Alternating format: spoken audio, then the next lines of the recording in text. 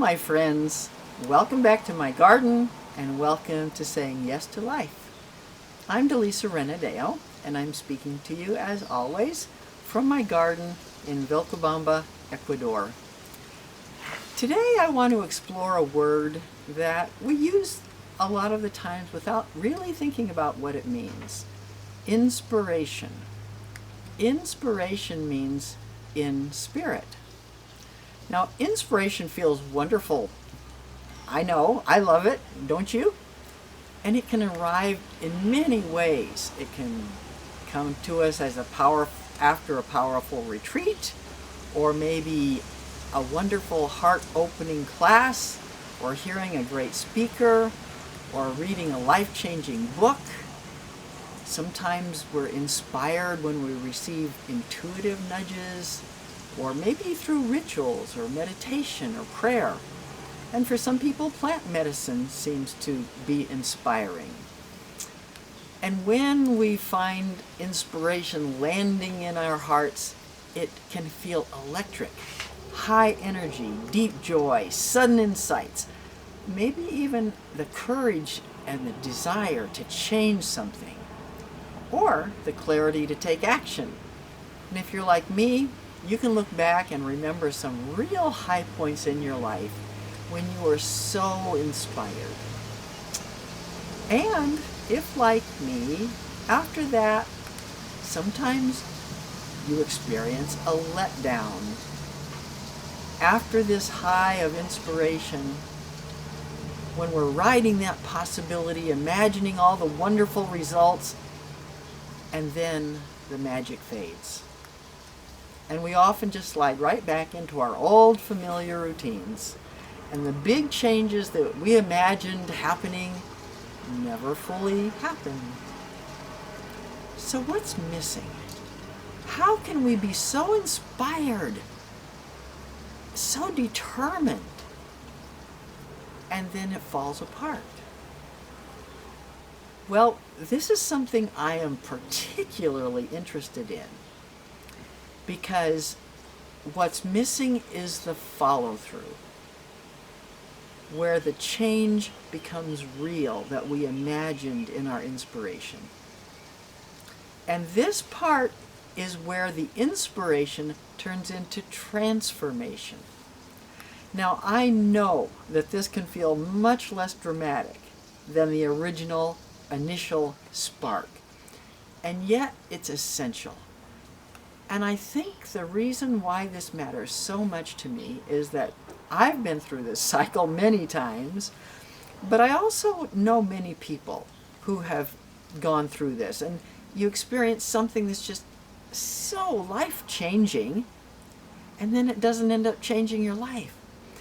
And I see the discouragement that happens when that's your experience. So I want to talk about what we all need to do to make that inspiration actually turn into the transformation. So it is the follow-through. And follow-through can be the conscious attention that I've explored in another video earlier. Where your attention goes, your energy flows. So notice where your mind drifts and then bring it back to what you truly value. Pay attention to what are you watching on your screens? What are you reading? What are you giving your precious attention to? Because where we're putting our attention is creating our lives. I mean, that sounds very dramatic, but it's the actual truth.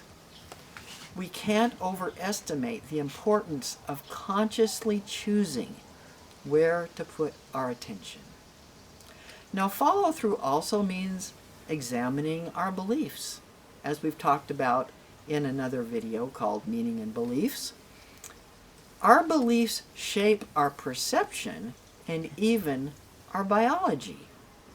And as Byron Katie tells us, we can ask is this thought, is this belief, is it true? Do I absolutely know it's true?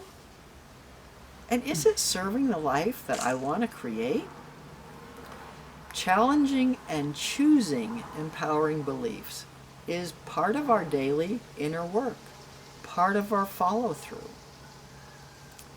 Follow-through also involves the practice of emotional alignment or emotional management. And I've got a previous video about this as well, shifting our emotions to create a healthy inner environment. Emotions are actually energy in motion. And when we feel stress or fear, our body releases chemicals like cortisol and adrenaline, and this can put us into a fight or flight state. But we can use techniques that I've described, and you can certainly learn more about, such as HeartMath's heart-focused breathing, which helps to create coherence, bringing our heart and our mind into a peaceful rhythm together. Or we can use emotional freedom techniques, EFT tapping, which can also help us to release our stuck emotions and raise our frequency. And you can learn more about each of these tools in my previous episodes, and so I'll leave some links in the description below. Follow through is also about consistent micro actions.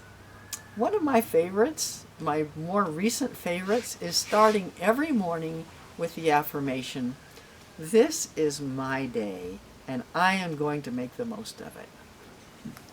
I also like to be mindful of my state of mind throughout the day. And I can ask myself, is how I'm feeling and acting right now something that I want to have more of in this world? After all, each of us is creating the world we live in with our own choices. Many people find it's helpful to have a short meditation in the morning just to set your vibration.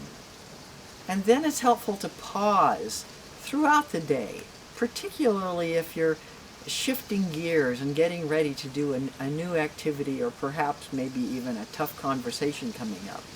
Pause and take maybe 3 heart-centered deep breaths just to get centered. It can also be helpful to write down the new beliefs and revisiting them daily.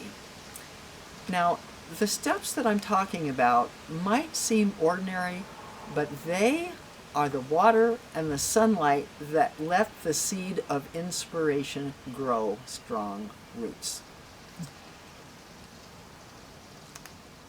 I've seen people who are very committed to like a 20-minute meditation every morning, or maybe every morning and every evening. And those kinds of commitments are very wonderful. But the true test isn't how serene we can feel while we're sitting on a cushion. It's how we respond when life bumps us, when someone cuts us off in traffic or speaks rudely at the store. That's when our practice meets the real world.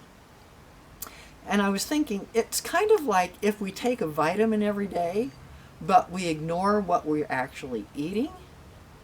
The supplement might help, but it's our daily choices that determine our health.